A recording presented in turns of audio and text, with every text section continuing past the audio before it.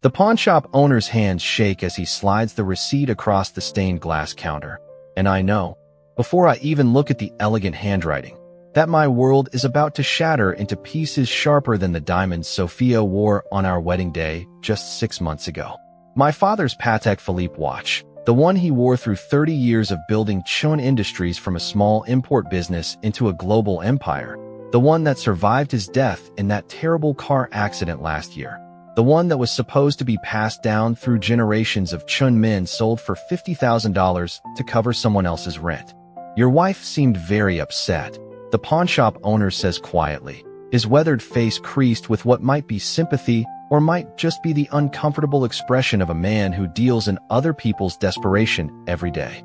She said it was an emergency, that someone she cared about was going to lose everything if she didn't help them immediately. I stare at the receipt until the numbers blur together, my mind racing through every conversation Sophia and I have had in the past week, searching for any mention of a dental emergency or medical crisis or any reason she might need $50,000 in cash. But all I can remember is her kissing me goodbye this morning and telling me she was going shopping with her mother, Maria, for new curtains for our bedroom. The lies taste bitter in my mouth, even though I haven't spoken them, and I realize that somewhere deep in my chest a part of me that had been holding on to hope for our marriage has just died, as quietly and completely as my father did on that rainy night when his brakes failed on the mountain road. Do you know who she was helping? I ask, though I'm not sure I want to hear the answer, because the security footage the pawnshop owner showed me 20 minutes ago revealed Sophia taking my father's watch from our bedroom safe with the careful precision of someone who had been planning this moment for weeks. She mentioned a name, he says, reluctantly, glancing around his cluttered shop filled with other people's surrendered treasures. Ethan something.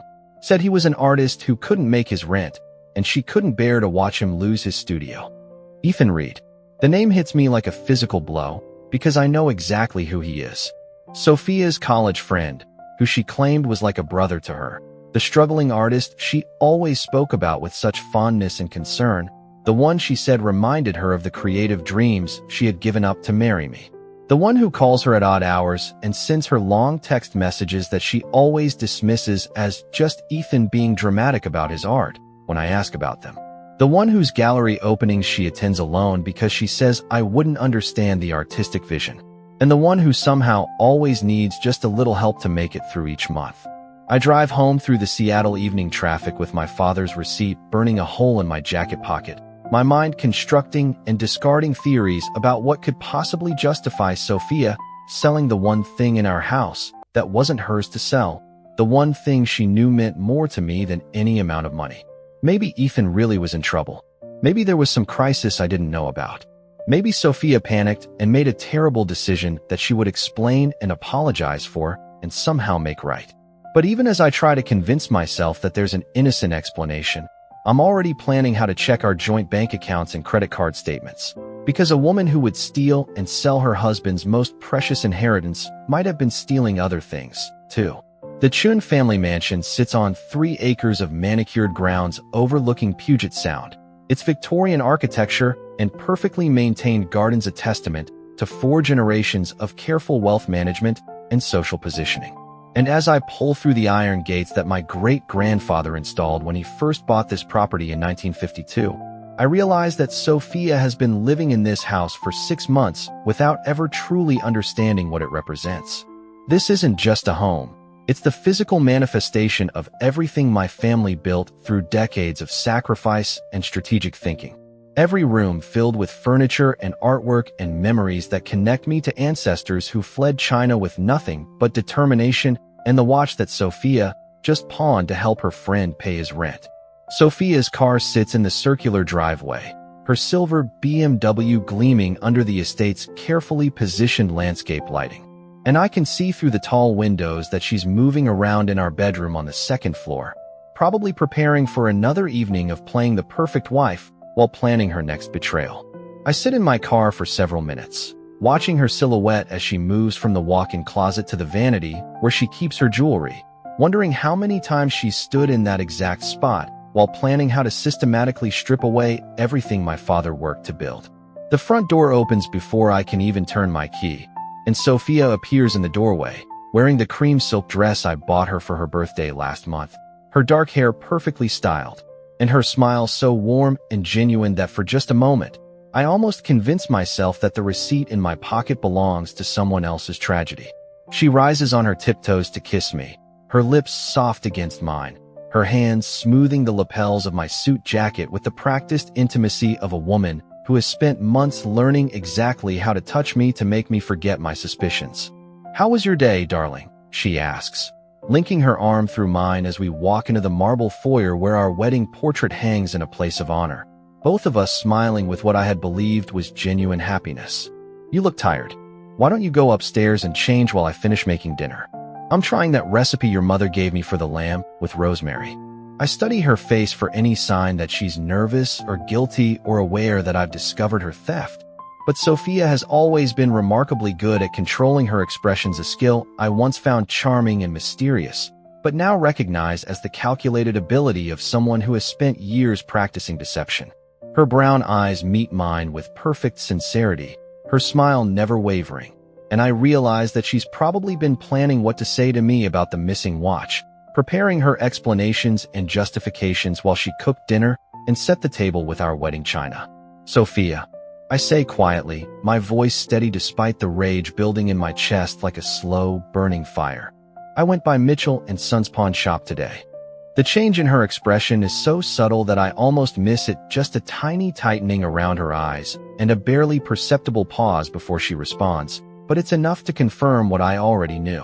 She doesn't ask why I went to a pawn shop or express confusion about the random statement, which means she knows exactly why I'm bringing it up and has been expecting this conversation. "Oh," she says softly, her hand moving to her throat in a gesture that might look nervous to someone who doesn't know her well, but which I recognize as one of her tells when she's about to lie. "I suppose you found out about the watch." The casual way she says it, as if pawning my father's most precious possession is something we might discuss over dinner like the weather or weekend plans, makes my vision blurred around the edges. I pull the receipt from my pocket and hold it between us, watching as she glances at it without any real surprise or shame, and I realize that Sophia has been planning this moment for weeks, preparing exactly what she would say when I inevitably discovered what she had done. "Your friend Ethan needed help with his rent," I say, each word carefully controlled, because I know that if I let myself get angry now, I'll say things that can't be taken back, and she'll use my anger as a weapon against me later. "And you decided that my father's watch was the solution to his problem?" Sophia's eyes fill with tears so quickly and naturally that I'm momentarily impressed by her acting ability, and she reaches for my hands with the desperate gesture of a woman who has been caught, but still believes she can manipulate her way out of consequences. The tears make tracks down her cheeks, and her voice breaks with exactly the right amount of emotion as she begins the performance I now realize she's been rehearsing. "Noah, I'm so sorry. I know I should have asked you first, but Ethan was going to be evicted, and I couldn't just stand by and watch him lose everything when we have so much," she says, her grip on my hands tightening, as if she can somehow transfer her desperation through touch. "You know how much his art means to him. It would have destroyed him to lose his studio, and I thought you would understand if I explained it properly." "You thought I would understand?" I repeat, slowly pulling my hands away from hers and watching as her tears continue to fall with perfect timing. "You thought I would understand why you stole my father's watch, the only thing I have left of him, and sold it without asking me, without even telling me, to help a man I've met exactly 3 times in our entire relationship. It's not stealing if it's from my own house," Sophia says, and there's a flash of something cold and calculating in her eyes before the tears take over again. "We're married, Noah. What's yours is mine, and what's mine is yours. I was going to tell you about it tonight. I was just waiting for the right moment to explain." The casual possessiveness in her voice when she says, "my own house," makes me understand that Sophia has never seen our marriage as a partnership between equals, but rather as a business arrangement where she has equal claim to everything my family built over 4 generations. She doesn't see the Chun family mansion as my ancestral home that she's been welcomed into. She sees it as property she acquired through marriage. And my father's watch was just another asset she could liquidate when convenient. $50,000, Sophia, I say, my voice rising despite my efforts to stay calm. You sold a watch worth 10 times that amount for $50,000 to help a man who calls you at midnight and sends you photos of his paintings and somehow always needs just enough money to survive another month? Her face goes very still, and I realize that she didn't expect me to know about Ethan's calls and messages, which means there are probably other communications between them that she's been hiding more carefully. The silence stretches between us, filled with unspoken accusations and the growing certainty that the woman I married is not the woman I thought she was. "How long have you been checking my phone?" she asks finally, and the fact that her first instinct is to accuse me of violating her privacy rather than explain why another man is contacting my wife at inappropriate hours tells me everything I need to know about where her loyalties truly lie. "I'm not checking your phone, Sophia. I'm paying attention to my wife receiving calls at midnight from a man who needs constant financial assistance." I pull out my own phone and show her our joint bank account, scrolling through months of transfers and withdrawals that I had dismissed as Sophia's normal shopping expenses, but now recognize as a pattern of financial support for someone else.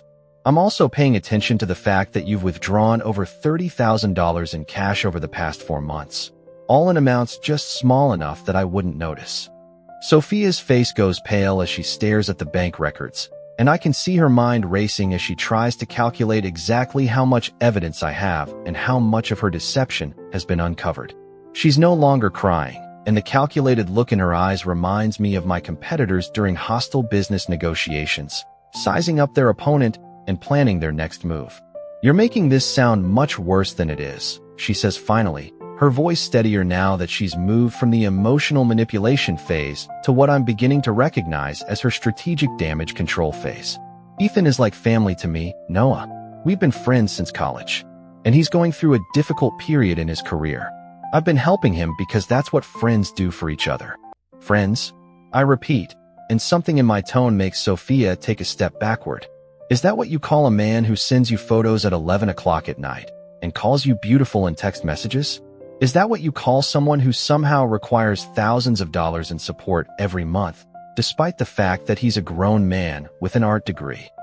The look of shock that crosses Sophia's face tells me that she had no idea I knew about the content of Ethan's messages, and I realize that she's been living a completely separate life that includes intimate communications with another man and regular financial transactions that she's hidden from her husband. The woman standing in front of me isn't the devoted wife who cooks my favorite meals and plans romantic evenings.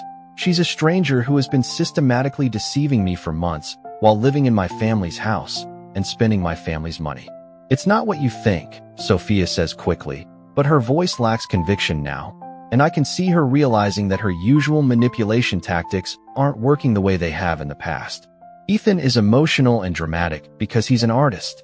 The way he talks doesn't mean anything. It's just his personality." "His personality?" I say, and I pull up the last text message Ethan sent her, the one that came through at 11:47 last night while Sophia was lying next to me in our bed pretending to sleep.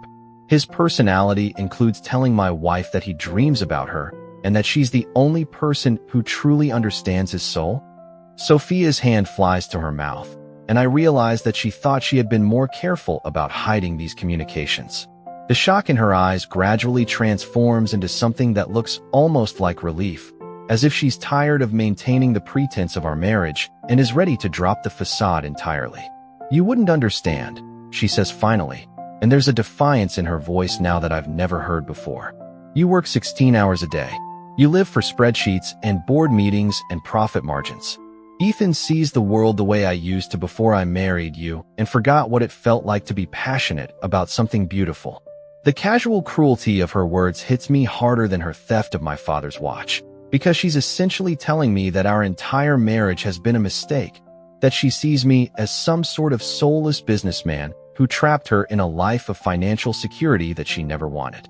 But there's something else in her voice, something that sounds almost as if she's been practicing this speech about my inadequacies for months. "You forgot what it felt like to be passionate about something beautiful." I repeat slowly, and I'm genuinely curious now about how she's rationalized stealing from her husband to support another man. "So you decided to remember by sending him thousands of dollars every month and pawning my family heirlooms to pay his rent. You don't understand what it's like to have dreams," Sophia says. And now she's getting angry, her carefully controlled mask slipping to reveal someone I don't recognize. You inherited everything: the company, the house, the money, the social position. You've never had to worry about losing something you've worked for, because everything was just handed to you. The accusation stings because there's enough truth in it to make me doubt myself for a moment. But then I remember the countless 18-hour days I've spent learning every aspect of Chin Industries, the years I devoted to earning my MBA and proving to my father that I was worthy of inheriting his life's work, the sacrifices I made to honor my family's legacy and build something even greater for future generations. I inherited the responsibility, I say quietly, and something in my tone makes Sophia stop her angry pacing and look at me carefully. I inherited the obligation to protect what my family built and to make sure it continues to grow and prosper. What I didn't inherit was a wife who would steal from me to support another man and then lecture me about not understanding passion.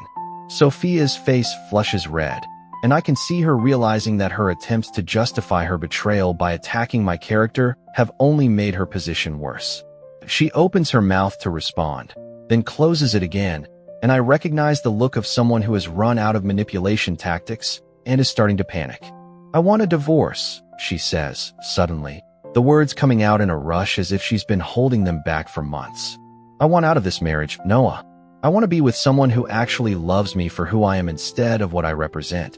The relief that floods through me is so overwhelming that I almost laugh, because Sophia has just solved the problem I didn't know how to solve myself. She's confessed to stealing from me, supporting another man, and now she's asking for exactly what I would have been too honorable to ask for myself. But there's something about the timing of her announcement that seems calculated, as if she's been planning this moment and waiting for the right opportunity to maximize the damage. "You want a divorce?" I say slowly, studying her face for any sign of uncertainty or regret, but finding only determination and what might be anticipation. "You want to leave our marriage to be with Ethan Reed?" "Yes," Sophia says, lifting her chin in a gesture of defiance that reminds me of a teenager asserting her independence. "I want to be with someone who appreciates my mind and my dreams, not someone who sees me as an ornament for his perfect life."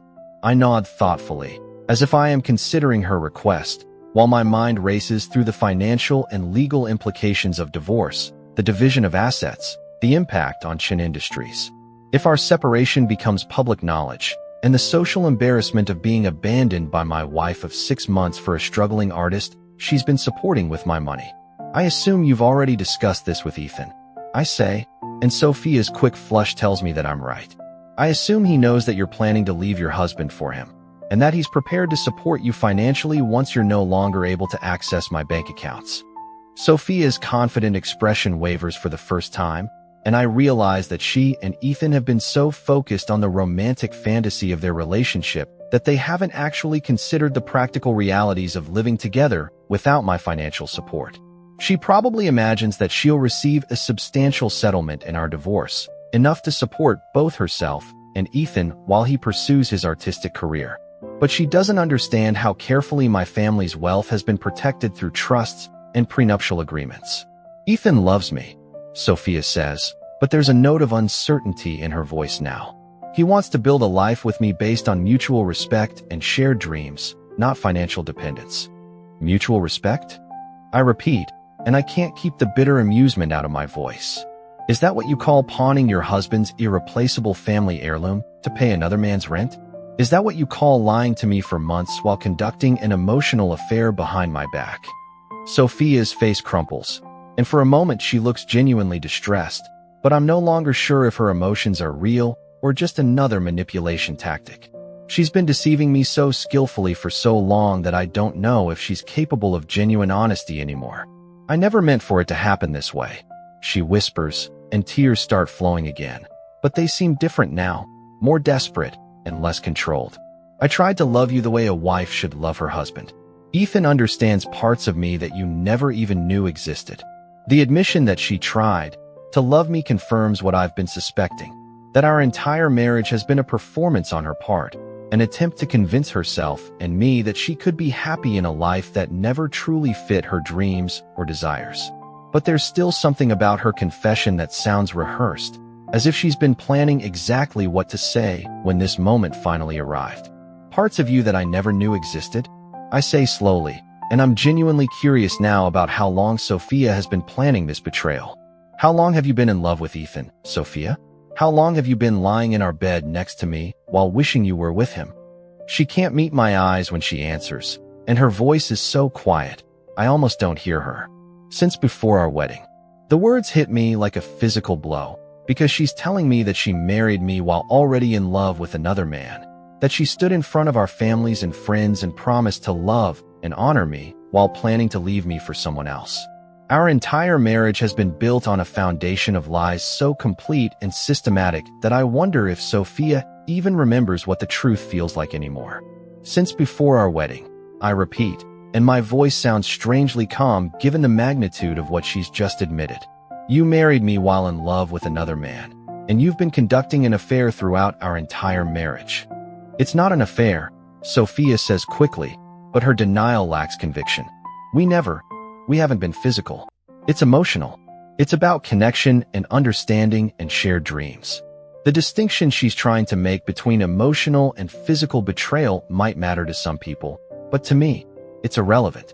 She's been giving another man the intimacy and devotion that should have belonged to her husband, and she's been using my money to support their relationship. Whether or not they've been sleeping together is less important than the fact that she's been living a lie for months while I believed we were building a real marriage together. Emotional affair, I say, testing the words to see how they feel. You've been emotionally intimate with another man while married to me, supporting him financially and planning to leave me for him. Does that about cover it? Sophia nods miserably, and I realize that she expected this confession to make her feel better, to relieve the burden of living a double life. But instead, she looks more miserable than I've ever seen her. Maybe she's finally understanding the magnitude of what she's done, or maybe she's realizing that Ethan might not be as committed to their future together as she believed. I'll file for divorce tomorrow, I say, and Sophia's head snaps up as if she's surprised by how quickly I've accepted her decision. I'll have my lawyers draw up the papers, and you can move out whenever you're ready. The look of shock on Sophia's face tells me that she expected me to fight for our marriage, to beg her to stay, to promise to change, and become the kind of man she thinks Ethan is. But I've spent the last hour watching her systematically destroy every bit of trust and respect I had for her. And I have no interest in trying to convince someone to love me who has already given her heart to someone else. Just like that? She asks, and there's something almost disappointed in her voice. You're not going to try to save our marriage, Sophia, I say gently, because despite everything, I don't want to be cruel to her. You just told me that you've been in love with another man since before our wedding, that you've been lying to me for months, and that you stole my father's watch to support your boyfriend. What exactly do you think there is left to save? She stares at me for a long moment, and I can see her struggling to find an answer that makes sense, but we both know that she's destroyed something that can't be repaired. The woman I married was never real. She was a character Sophia played while planning her escape to a different life with a different man. I should pack, she says finally, and there's a flatness in her voice now, as if she's emotionally exhausted by the effort of maintaining her deceptions for so long. I can stay with my mother until Ethan and I find a place together. I nod, not trusting myself to speak, because the mention of her mother, Maria, brings up memories of a woman who never seemed to approve of me or our marriage, who always looked at our house and our lifestyle with a calculating expression that I had dismissed as normal protective maternal instincts, but now wonder if it might have been something else entirely. Sophia turns to go upstairs, then pauses at the bottom of the grand staircase that my great-grandfather built when he first renovated this house. Noah, she says, without turning around, I really am sorry about your father's watch. I know it meant a lot to you. It was all I had left of him, I say quietly, and my voice breaks slightly on the words. It was the only thing that connected me to him after the accident, and you sold it for rent money. Sophia's shoulders slump, and for just a moment, she looks genuinely ashamed of what she's done. Maybe I can get it back, she offers. Maybe Ethan can find the money somewhere else. But we both know that's not going to happen, because Ethan Reed is a struggling artist who apparently can't even pay his own rent, let alone come up with $50,000 to buy back a watch he never should have received the proceeds from in the first place. My father's watch is gone forever, sold to a pawn shop to solve another man's financial problems, and no amount of apology or regret can change that. I watched Sophia climb the stairs to our bedroom, her silk dress rustling against the mahogany banister that my father polished himself every Sunday when I was a child, because he said it was important to take care of the things that took care of you. She disappears into the room where we've been sleeping together for 6 months while she dreamed of another man. And I realize that I'm standing alone in the house my family built, surrounded by 4 generations of carefully preserved memories, with nothing left of my father except the receipt from the pawn shop, where his watch was sold to pay his successor's rent. The next 3 hours pass in a blur of phone calls to lawyers and accountants, paperwork that needs to be signed, asset lists that need to be compiled, and the systematic dismantling of a marriage that apparently never existed in the first place. Sophia moves quietly around upstairs, packing her clothes and jewelry and the other possessions she accumulated during our brief time together, while I sit in my father's study, surrounded by the business documents and family photographs that represent the real foundation of my life.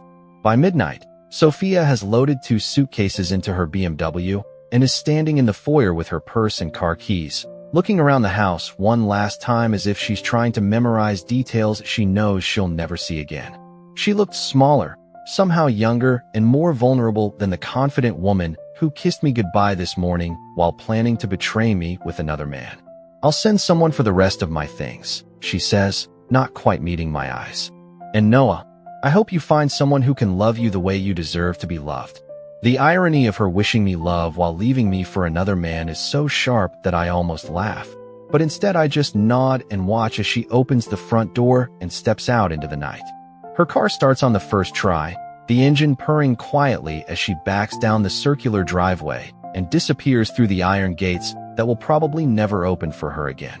I lock the door behind her and walk through the empty house, turning off lights and checking windows with the automatic precision of someone who has performed these same tasks every night for years. But tonight, everything feels different, charged with the knowledge that Sophia has been moving through these same rooms while living a completely different life in her mind, planning her escape while pretending to build a future with me. In our bedroom, my bedroom now, I suppose Sophia has left behind the scent of her perfume and a few items that weren't worth packing. Hair products on the bathroom counter, a romance novel on her nightstand, a framed photo of us from our honeymoon that she's turned face down on the dresser. The bed is still made with the expensive sheets she insisted we needed, but it looks different now, like a stage set after the performance has ended. I sit on the edge of the bed and pull out my phone to check the messages that have been accumulating while I dealt with the destruction of my marriage, and that's when I see it. A text from Ethan Reed, sent to Sophia's phone 2 hours ago, probably while she was packing upstairs. The message preview shows just enough to make my blood run cold. "Baby, I can't wait for you to finally be free of him. Once you get your settlement, we can travel to Europe and I can show you." I don't read the rest, but I don't need to. Sophia and Ethan have been planning not just her departure, but my financial exploitation, assuming that she'll receive a substantial divorce settlement that will fund their romantic European adventure. They've been counting on my money to finance their new life together, and I realized that Sophia's confession tonight wasn't driven by guilt or love. It was driven by greed and the anticipation of what they believe will be a profitable divorce. The rage that fills me is different from anything I've ever experienced, cold and calculating rather than hot and impulsive, and I understand for the first time why my father always said that business is personal and personal is business. Sophia hasn't just betrayed me as a husband. She's attacked my family's legacy and tried to steal resources that took generations to build. This isn't a simple case of a marriage that didn't work out. This is systematic fraud conducted by someone I trusted with access to everything my ancestors died to protect. I call my lawyer even though it's past midnight, because David Chun, no relation, despite the shared surname, is the kind of attorney who answers his phone at any hour for clients who pay his retainer. He listens without interruption as I explain the situation, occasionally asking for clarification about dates and amounts and documentary evidence, and I can't hear him taking notes as I talk. "Noah," David says when I finish, "I need to ask you some difficult questions, and I need you to answer them honestly. Do you have any reason to believe that Sophia's relationship with this Ethan Reed was purely financial on her part?" The question catches me off guard, because I've been so focused on Sophia's emotional betrayal that I haven't considered the possibility that she might have been running a more complex con. What do you mean? I mean, is it possible that Sophia married you specifically to gain access to your wealth, and that her relationship with Ethan was part of a larger plan to defraud you? David's voice is careful and professional, but I can hear the concern underneath, because if that's the case, we're dealing with something much more serious than adultery and irreconcilable differences. I think about Sophia's casual attitude towards selling my father's watch, her immediate demand for a divorce once she was caught, her apparent assumption that she would receive a substantial settlement, and the text message about using her settlement to travel to Europe with Ethan. I think about how quickly she shifted from tearful apologies to defiant justifications to cold demands, as if she had rehearsed each phase of the conversation. I think it's possible, I say slowly. And hearing myself say the words makes me realize that I've married a woman who may have never loved me at all, who may have seen me as nothing more than a target for an elaborate theft. I think Sophia may have been planning this from the beginning. In that case, David says, we need to move very quickly to protect your assets and gather evidence before Sophia and her accomplices realize that you're onto them. I'm going to call a forensic accountant who specializes in marital fraud, and I want you to compile every document you can find related to Sophia's activities and your joint finances. The word accomplices sends a chill down my spine, because it implies that Sophia wasn't acting alone, that there might be other people involved in whatever scheme she's been running. I think about her mother, Maria, who always seemed to know a suspicious amount about Chun Industries' business operations, who asked pointed questions about our financial arrangements during family dinners, who encouraged Sophia to insist on being added to certain accounts and legal documents. How long might something like this have been in planning? I ask, though I'm not sure I want to know the answer. Sophisticated marital fraud schemes can take years to set up and execute, David says grimly. If Sophia specifically targeted you rather than simply falling into temptation after your marriage, we could be looking at a conspiracy that began long before you ever met her. I hang up the phone and walk through the house again, but this time I'm not checking locks and windows. I'm looking at everything with new eyes, trying to identify what Sophia might have photographed or documented or stolen during her 6 months living here. The safe where my father's watch was kept shows no signs of tampering, which means Sophia either knew the combination or watched me open it enough times to memorize the sequence. The filing cabinets in my home office are still locked, but Sophia had access to the keys, and there's no way to know what documents she might have copied. In the kitchen, I find Sophia's laptop abandoned on the breakfast table, its screen dark, but the power lights still glowing. She left in such a hurry that she forgot to take it with her, and I realized that this computer might contain evidence of everything she's been planning. I know I shouldn't access it without a warrant or my lawyer's permission, but the machine is technically in my house, and Sophia is technically still my wife, and I need to know what I'm dealing with. The laptop isn't password protected, which surprises me until I realize that Sophia probably never expected me to look at it. Her email is still open, showing months of correspondence with Ethan Reed that goes far beyond the friendly artistic discussions she had described.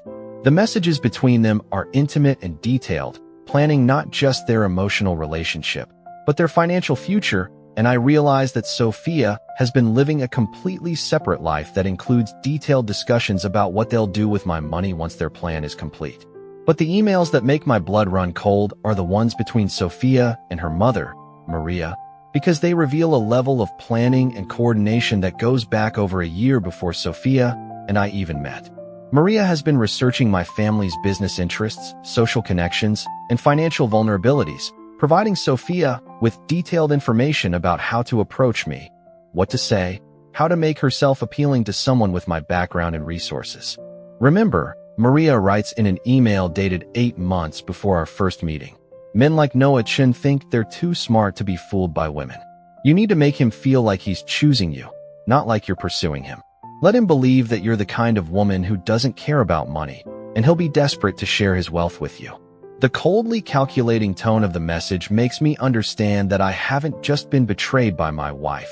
I've been targeted by a family of criminals who identified me as a mark and planned their approach with the precision of a military operation. Sophia didn't fall in love with me and then fall out of love with me for Ethan Reed. She never loved me at all. I was nothing more than a job to her, a target to be manipulated and exploited until she had extracted as much value as possible. I read through months of emails detailing Sophia's progress in gaining my trust, her mother's advice about how to handle various situations, and their joint planning for the extraction phase, when Sophia would leave me and claim her share of the wealth she had helped them identify and access. Ethan Reed isn't Sophia's true love. He's her partner in crime.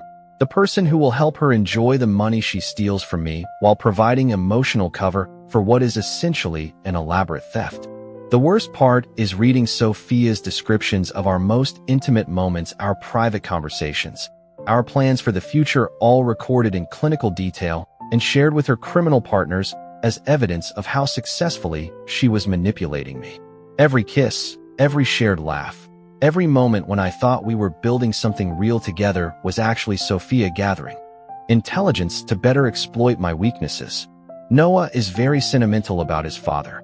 Sophia writes to Maria after the 1-year anniversary of my father's death. He keeps talking about honoring his legacy and living up to his example. I think we can use that to make him more generous with asset transfers, especially if I frame things as investments in our future family. The reference to our future family makes me sick because Sophia and I had been talking about having children, planning for a life together that would extend the Chun family legacy into the next generation.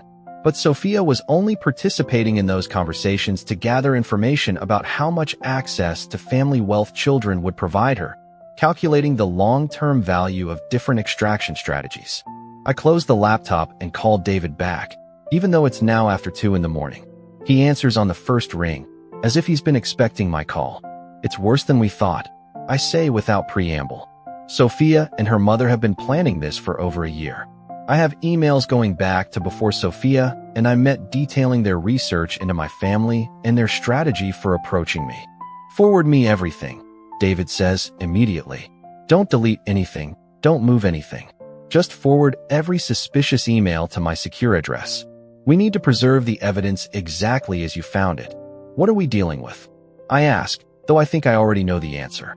Criminal conspiracy, marriage fraud, theft, probably racketeering if we can establish that this is part of a larger pattern, David says grimly. Noah, Sophia and her family aren't just cheating on you. They're operating what sounds like a sophisticated criminal enterprise that targets wealthy men for systematic exploitation. The words criminal enterprise echo in my mind as I forward Sophia's emails to David, because they make me realize that I might not be Sophia's first victim. If Maria has been planning these kinds of operations for years, there might be other men who have been targeted, manipulated, and robbed by the same family using the same techniques.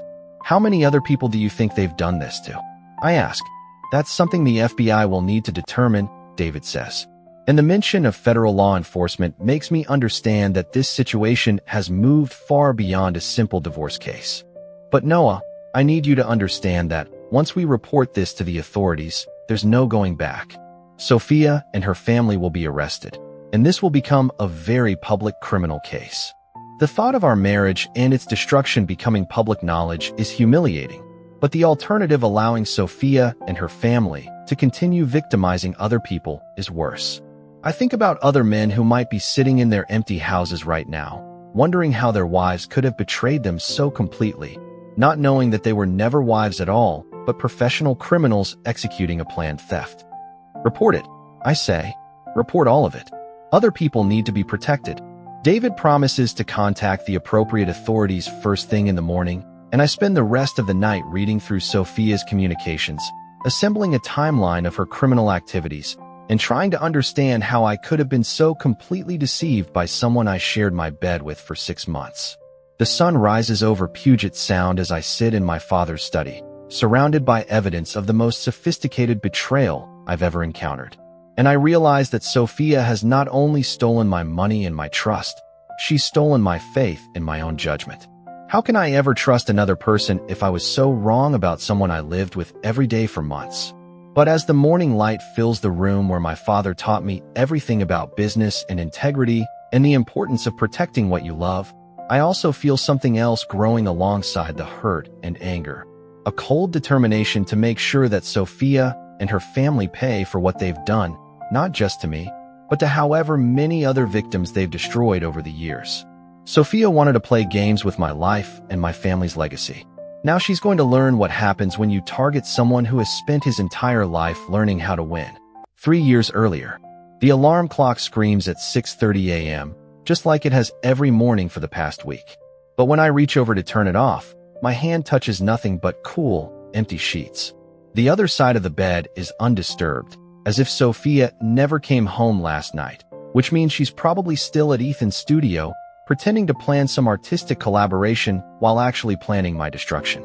Except that's impossible, because Sophia is lying next to me, her dark hair spread across the pillow, her breathing deep and peaceful, her hand resting on my chest exactly as it was when I fell asleep. I'm in our bedroom in the Chin family mansion, sunlight streaming through the tall windows, and Sophia is wearing the ivory silk nightgown I bought her for our honeymoon. But I remember everything. I remember discovering my father's missing watch. I remember Sophia's confession about Ethan Reed. I remember finding her laptop full of criminal correspondence with her mother. I remember calling David at midnight to report marriage fraud to the FBI. I remember every detail of the worst night of my life with perfect clarity. But somehow I'm waking up on what appears to be a normal Tuesday morning with my wife sleeping peacefully beside me. I sit up carefully, trying not to wake Sophia, and look around the room for any sign that last night's revelations actually happened. My father's watch gleams on the nightstand where it always sits, unmarked by pawnshop tickets or police evidence tags. Sophia's laptop is closed on her desk, not abandoned in the kitchen with incriminating emails still displayed on the screen. Everything looks exactly as it should in the bedroom of a happily married couple, except for the fact that I remember discovering my wife was a criminal who never loved me. I slip out of bed and walk to the window, looking out at the perfectly manicured grounds and the glimpse of Puget Sound beyond the trees. The date on my phone shows that it's 3 years earlier than the night I remember, which means either I've had the most vivid and detailed nightmare of my life, or something impossible has happened, and I've somehow returned to the early days of my marriage with full knowledge of what Sophia will do. Sophia stirs behind me, making the soft sounds of someone waking up naturally, and when I turn around, she's stretching languidly and smiling at me with what I once believed was genuine affection, but now recognize as carefully calculated manipulation. "Good morning, husband," she says, her voice husky with sleep and warm with an intimacy that I now know is completely fake. "You're up early. Important meetings today?" 3 years ago, or yesterday, depending on how I measure time, I would have returned to bed and kissed her good morning and told her about my schedule while she pretended to care about my business responsibilities. But now I study her face for any sign of the coldly calculating woman I discovered last night, and I see subtle indicators that I missed before. The way her eyes assess my reaction to her words, the practiced nature of her smile, the slight tension in her posture that suggests she's always performing rather than simply being herself. "I had an interesting dream," I say, carefully watching her expression for any change, "about pawnshops and missing watches and marriage fraud." Sophia's smile doesn't waver, but I catch a tiny flicker of something surprise, concern in her eyes before she covers it with a laugh that sounds completely natural, but which I now know is as fake as everything else about her. "That sounds like a nightmare, not a dream," she says, sitting up and reaching for me with the kind of casual intimacy that took me months to develop, but which she seems to have mastered instantly. "Too much stress from work?" "Probably. You need to learn to relax, Noah." The way she dismisses my dream, while simultaneously suggesting that work stress is affecting my mental state, makes me realize that Sophia has been systematically undermining my confidence and judgment from the very beginning of our relationship. Every time I expressed suspicion or concern about anything, she redirected my attention to my supposedly excessive work habits or my need to learn to trust people. "Maybe you're right," I say, allowing her to pull me back toward the bed while my mind races through everything I know about the next 3 years. "Sophia, what do you know about Ethan Reed?" This time, I definitely see a reaction, a momentary stillness, a quick calculation behind her eyes. But she recovers so smoothly that I almost convince myself I imagined it. "Ethan from college?" she asks, her voice perfectly casual. "I haven't talked to him in ages." "What?" But I know she's lying, because in my timeline, Ethan has been calling and texting her constantly, and she's been supporting him financially while claiming he's like a brother to her. If she's pretending not to have recent contact with him, it means their affair either hasn't started yet or is being conducted more secretly than I realized. Just curious, I say, settling back into bed beside her while planning my next move. I was thinking about your college friends and wondering if you missed any of them. Sophia nestles against my side, her head on my shoulder, and I feel the familiar warmth and softness that once made me believe I was the luckiest man alive. But now I know that every touch is calculated. Every moment of apparent intimacy is a performance designed to keep me off balance and emotionally dependent on her affection. I miss some things about college, she says thoughtfully, and I can practically feel her choosing her words carefully. The freedom, the creativity, the sense that anything was possible. But I'm happy with our life, Noah. I'm happy with you. The lie is so smooth and confident that I'm impressed despite myself. But I also notice that she's already planting seeds for her future justifications. When she eventually claims that I stifled her creativity and freedom, she'll be able to point back to conversations like this one as evidence that she tried to communicate her feelings. What kind of creativity do you miss? I ask, genuinely curious about how she's planning to manipulate me. Art, writing, music. All of it, Sophia says with a wistful sigh that would have broken my heart 3 years ago, but now sounds like bad theater. Sometimes I feel like I gave up too much of myself to be the perfect wife for you. And there it is, the foundation of her entire manipulation strategy. Sophia is establishing herself as the victim of my success, the woman who sacrificed her dreams to support my career, so that when she eventually betrays me, I'll blame myself for not appreciating her enough. She's been playing a psychological game so sophisticated that I never realized I was a participant. What if you didn't have to give up anything? I say, testing her reaction. What if you could pursue your creative interests while we're married? Sophia lifts her head to look at me, and I see genuine surprise in her expression, as if I've said something that doesn't fit with her expectations or plans. You would be okay with that? Why wouldn't I be? I ask, though I'm starting to understand that Sophia has been deliberately limiting her own activities to create artificial constraints that she can later blame on me. Sophia, I want you to be happy. I want you to pursue whatever interests you. The look of confusion and frustration that crosses her face confirms that my supportiveness is disrupting her plans in ways she hadn't anticipated. She needs me to be controlling and possessive to justify what she's planning to do, but instead, I'm being the kind of husband that any reasonable person would consider supportive and loving. I'll think about that, she says, finally, and I can practically see her mind working to adjust her strategy based on this unexpected development. Maybe I could take some art classes or join a creative writing group. That sounds wonderful, I say, and I mean it. Because if Sophia is pursuing her own interests legitimately, she'll have less time and energy to devote to planning my destruction. In fact, why don't you start looking into classes today? Sophia stares at me for a long moment, and I realize that she's trying to figure out if I'm being sincere or if this is some kind of test. The fact that she's suspicious of my support tells me everything I need to know about her actual feelings toward me and our marriage. Okay, she says slowly. I'll look into it. But I can see her already calculating how to turn my supportiveness into a weapon against me, probably planning to claim that I encouraged her artistic pursuits only as a way to keep her busy and distracted from our relationship problems. Sophia is so committed to viewing me as the villain in her story that she can't accept any evidence that contradicts that narrative.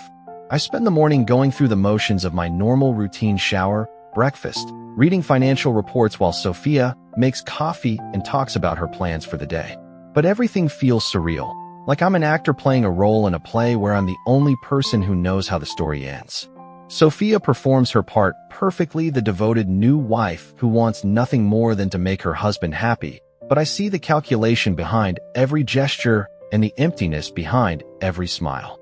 At Chun Industries, I sit in my father's office, my office now, though I still think of it as his, and try to figure out how to use my knowledge of the future to protect myself and my family's legacy. I know that Sophia and her mother, Maria, are planning to systematically rob me, but I don't have any evidence of their intentions yet, which means I can't simply call the police and have them arrested. Instead, I need to gather evidence of their criminal conspiracy while appearing to be the same trusting, naive husband they expect me to be.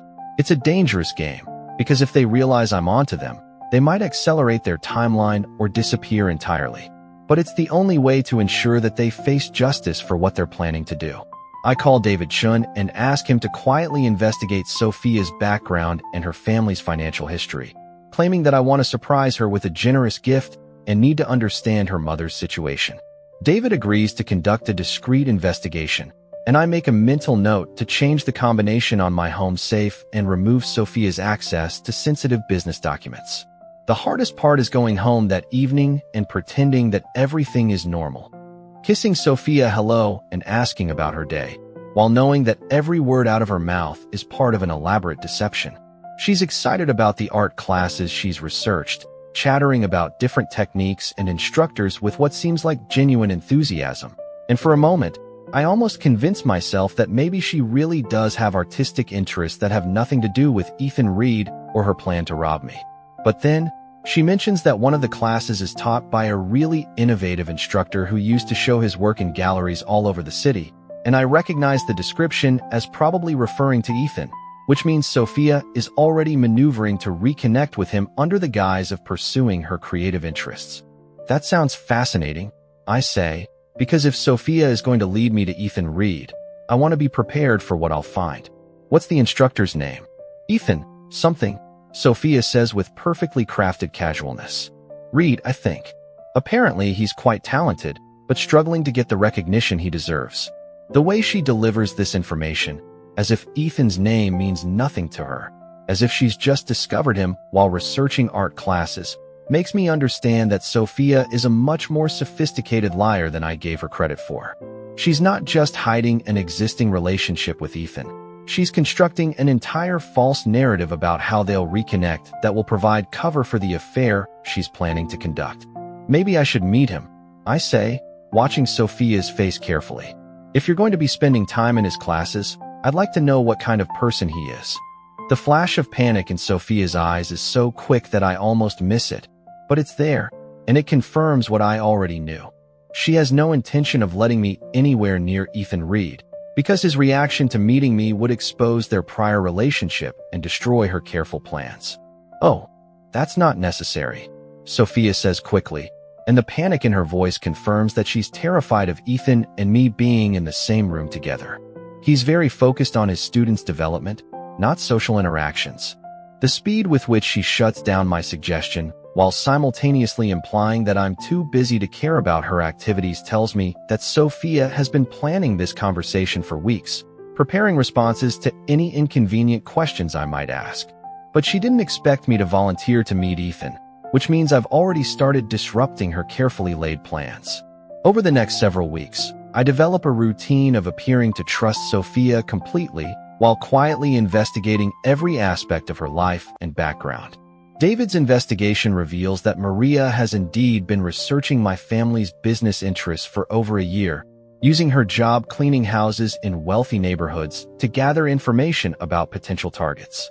Sophia's educational background includes several courses in psychology and manipulation techniques that she never mentioned to me, and her financial history shows a pattern of dating wealthy men for short periods before moving on to new targets. But the most disturbing discovery is that Sophia and Ethan Reed have been in constant contact since before our wedding, despite her claims that she hasn't spoken to him in years. Their relationship includes detailed planning for what they call the extraction, which involves Sophia gaining access to as much of my wealth as possible before disappearing with Ethan to start a new life in Europe.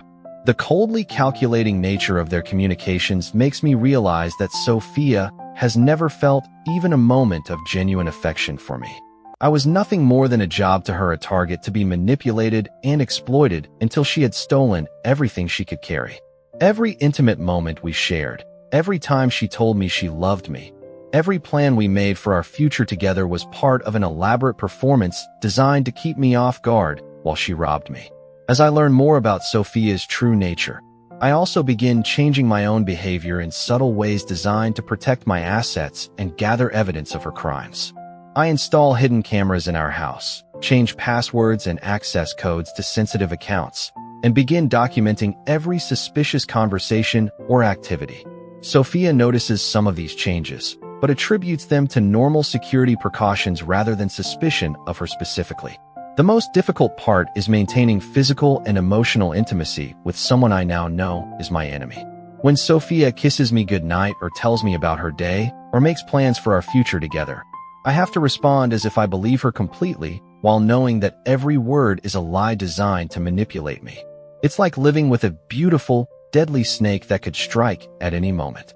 But I also find myself developing a cold satisfaction in outmaneuvering Sophia and her family, in building a case against them while they remain completely unaware that their target has become their hunter. They've underestimated me because they see me as an emotionally vulnerable mark rather than someone with the intelligence and resources to fight back effectively. The turning point comes when Sophia announces that she's been accepted into Ethan's advanced art class and will be spending several evenings a week at his studio. She presents this information with excitement and gratitude, thanking me for encouraging her creative pursuits. But I can see the anticipation in her eyes as she imagines finally being able to conduct her affair openly while maintaining the fiction that it's just an educational activity. That's wonderful, I say, and I genuinely mean it, because Sophia's increased time with Ethan will provide me with opportunities to gather evidence while giving them both a false sense of security. I'm so proud of you for pursuing your dreams. Sophia's smile falters for just a moment, and I realize that my consistent support and encouragement has been undermining her ability to cast me as the controlling, unsupportive husband she needs me to be for her narrative to work. She wants me to be jealous and suspicious so that she can justify her betrayal as rebellion against my possessiveness. But instead, I'm being understanding and generous, which makes her the clear villain in any objective analysis of our relationship. "You're not worried about me spending so much time away from home?" she asks, and I can hear her hoping that I'll express some concern or jealousy that she can later use against me. "Sophia," I say gently, taking her hands in mine and looking directly into her eyes, "I want you to be happy and fulfilled. If art makes you happy, then I want you to pursue it as seriously as you like." The look of confusion and frustration that crosses her face confirms that my supportiveness is disrupting her plans in ways she hadn't anticipated. She needs me to be controlling and possessive to justify what she's planning to do, but instead, I'm being the kind of husband that any reasonable person would consider supportive and loving. As Sophia begins spending her evenings at Ethan's studio, I use the time to continue my investigation and strengthen my legal position. I work with David to create ironclad asset protection strategies, transfer sensitive business information to secure locations Sophia can't access, and build a comprehensive file documenting her criminal activities and intentions.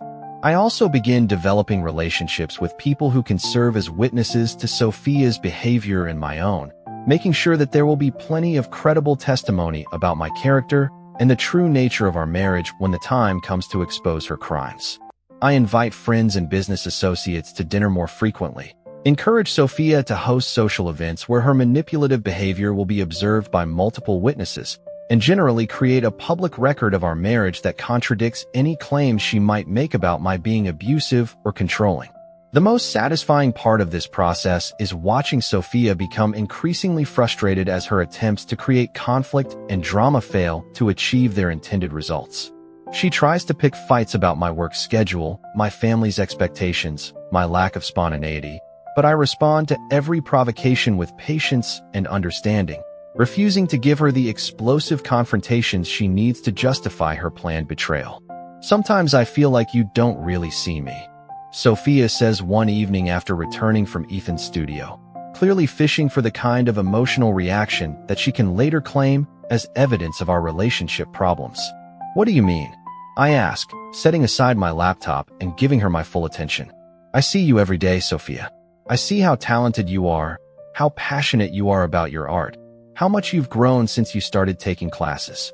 She stares at me for a long moment, clearly frustrated that her attempt to create conflict has backfired into a conversation about my appreciation for her development. Sometimes I wonder if we really know each other.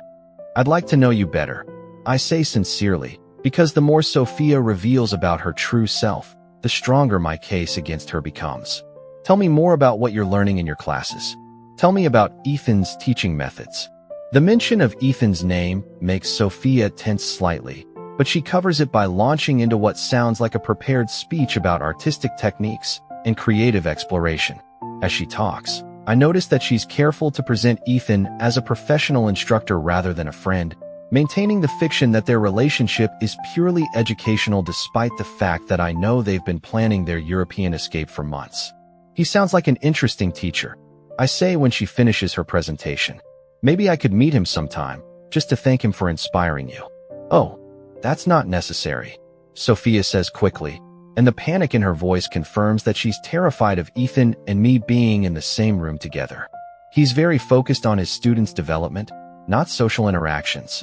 The speed with which she rejects my suggestion tells me that Sophia and Ethan have probably discussed this scenario and decided that any contact between us would be too dangerous for their plans. They need to keep their worlds completely separate to maintain their deception, which means they're vulnerable to any situation that forces them to interact with me simultaneously. As the weeks pass, I continue to gather evidence while appearing to be the same trusting husband Sophia expects me to be.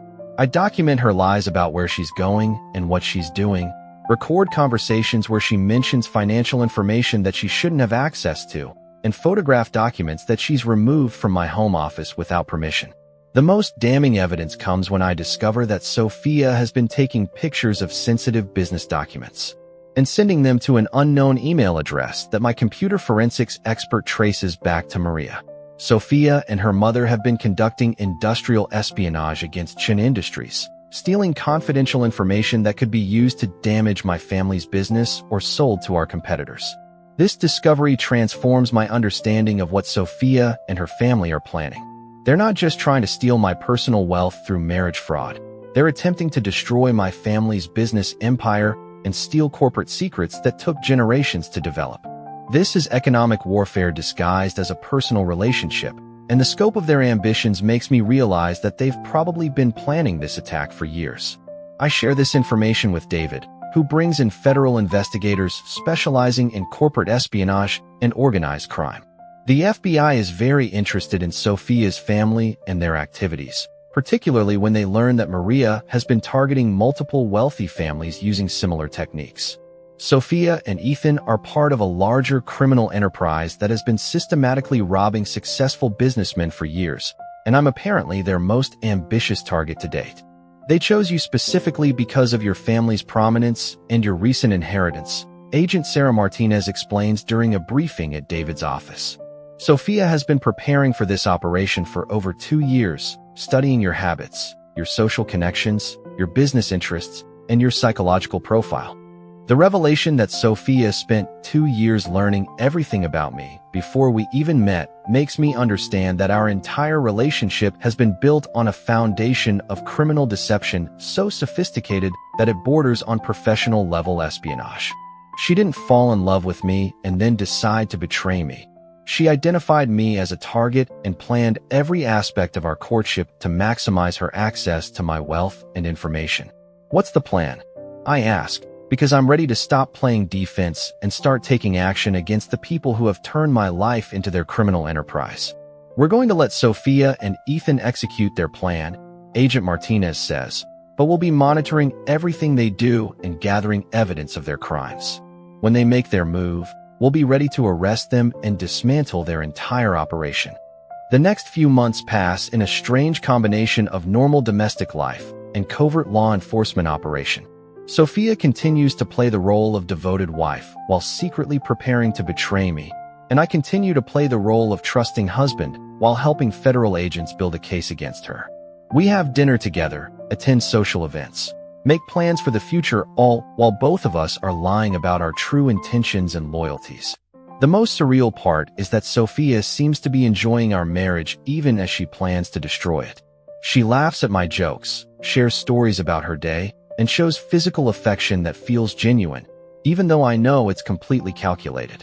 Sometimes, I catch myself almost forgetting what she really is, almost believing that the woman who kisses me goodnight actually cares about me, until I remember the emails where she describes me as pathetically easy to manipulate and discusses the best strategies for extracting maximum value before disappearing.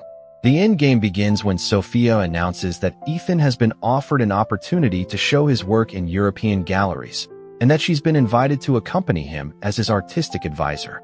She presents this information as an exciting opportunity for her creative development, asking for my support and understanding as she pursues this chance to expand her artistic horizons. "How long would you be gone?"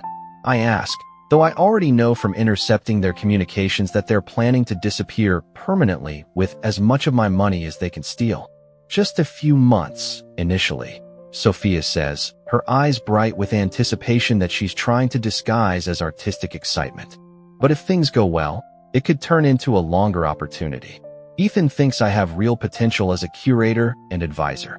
The mention of longer opportunity confirms that Sophia is preparing me for the possibility that she might not return from this trip, laying groundwork for her permanent disappearance while making it sound like a natural progression of her artistic career rather than the culmination of a criminal conspiracy.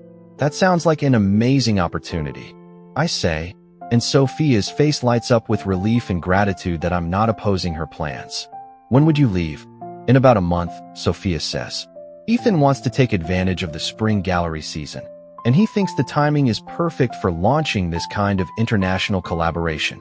Over the next month, Sophia accelerates her preparations for departure while I work with federal agents to ensure that every aspect of her criminal plan is documented and ready for prosecution. She increases her theft of corporate documents, transfers larger amounts of money to accounts she thinks I don't know about, and makes arrangements for selling assets that she believes she'll be able to claim in our eventual divorce. The most telling sign of Sophia's true intentions comes when she begins emotionally distancing herself from me, gradually reducing physical affection and intimate conversation as if she's preparing herself psychologically for permanent separation. She stops making long-term plans for our marriage, avoids discussions about children or future goals, and generally behaves like someone who is already mentally divorced even though she's still living in my house and sharing my bed. 3 days before Sophia's scheduled departure, she makes her final move by attempting to drug me during dinner. The FBI has been expecting this based on intercepted communications between Sophia and Ethan about the need to incapacitate me long enough to complete their theft of liquid assets and important documents, and Agent Martinez has prepared me for what to do when it happens.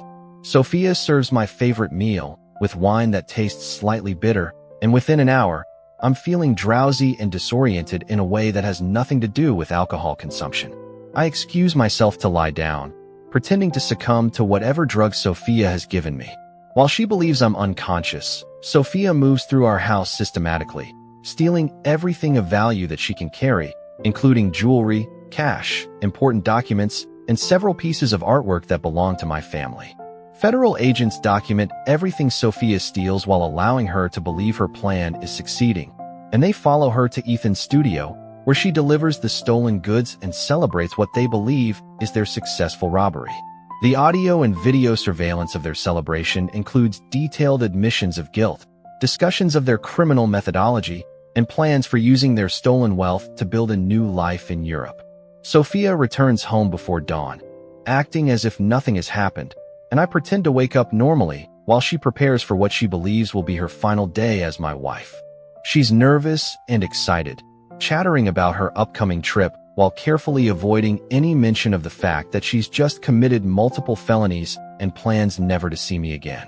"I'm going to miss you so much," Sophia says, as she kisses me goodbye, and the irony of her words makes me want to laugh, because she's planning to disappear forever in less than 12 hours. "I'll miss you too," I say, because it's true in a way. I'll miss the woman I thought Sophia was, even though that woman never actually existed. Sophia spends the day making final preparations for her escape, confirming travel arrangements, transferring money to offshore accounts, and coordinating with Ethan about their departure timeline.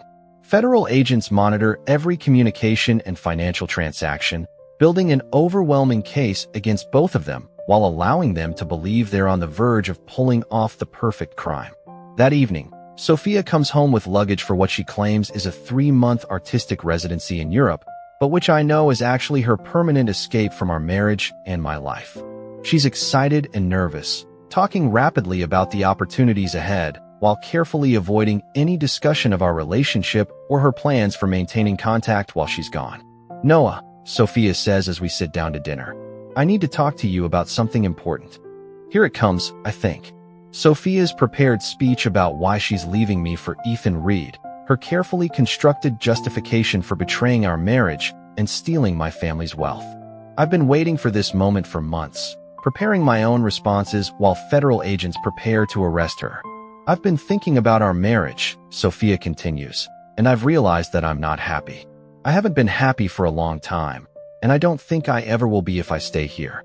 The casual cruelty of her words, delivered over dinner in the house my family built while wearing jewelry I bought her, after months of lying to my face, makes me understand that Sophia has no more capacity for genuine emotion than a professional actress playing a role. She's not confessing because she feels guilty. She's confessing because she thinks I'm too drugged and confused to stop her from leaving. What do you mean? I ask, playing the part of the confused, heartbroken husband she expects me to be. I mean, I want a divorce, Sophia says, and there's a coldness in her voice now that I've never heard before. I want to be with someone who understands me, someone who shares my dreams and my vision for the future. Someone like Ethan Reed?